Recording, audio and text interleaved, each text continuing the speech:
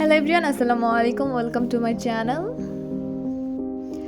আজকে সারাদিন আমি কি পড়লাম সেটাই শেয়ার করবো এই ভিডিওতে। যেহেতু আমি গণিতে একটু উইক আর লাস্ট পরীক্ষাও অনেক খারাপ হয়েছে, সো গণিতে এখন একটু বেশি অ্যাটেনশন দেওয়া লাগতেছে, অনেক টাইম দেওয়া লাগতেছে। বাট তাও এখন গতিবিদ্যা চ্যাপ্টারটা পড়তেছি, মানে সমতলে বস্তুকণার গতি, অনেক কঠিন।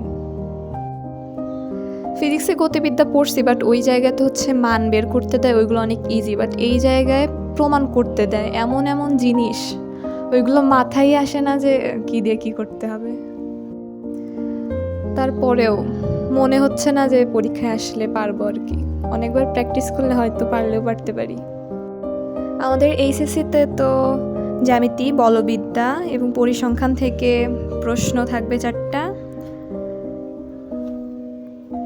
এখানে চ্যাপ্টারগুলো হচ্ছে কনিক্স, স্থিতিবিদ্যা, সমতলে বস্তুকণার গতি, আর একটা হচ্ছে বিস্তার পরিমাপের সম্ভাবনা। তো বিস্তার পরিমাপের সম্ভাবনা থেকে একটা শিওর থাকবে, কনিক্স থেকে একটা থাকবে, আর একটা স্থিতিবিদ্যা থেকে, আর একটা হচ্ছে গতিবিদ্যা থেকে। তো এখান থেকে তো সর্বনিম্ন 2টা আর সর্বোচ্চ 3টা, এর বেশি অ্যান্সার করার কোনো সুযোগ নাই। তো আমি ভাবছি এইখানে গতিবিদ্যা থেকে অ্যান্সার করব না, কারণ সিকিউগুলো অনেক কঠিন আর অনেক বেশি টাইপস, সো গেস করা যায় না যে কোনটা থেকে আসতে পারে। তাই ভাবছি যে বলবিদ্যারগুলো একটু গেস করা যায়, তো ভাবছি যে ওইটা থেকেই অ্যান্সার করব। বাট প্রবলেমটা হচ্ছে যে আমাদের যে প্রি টেস্টের সিলেবাস, ওই জায়গায় স্থিতিবিদ্যা চ্যাপ্টারটাই নেই।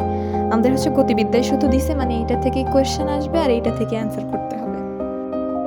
আর যেহেতু অ্যান্সার করতে হবে তাই একটু ভালোভাবে প্রিপারেশন নিতে হবে। তাই আজকে আমি সব বোর্ডে আসে এমসিকিউগুলো করে ফেলছি।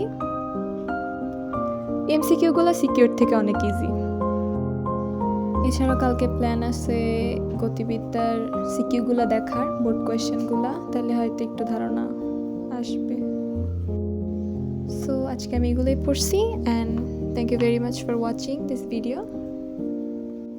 আসসালামু আলাইকুম।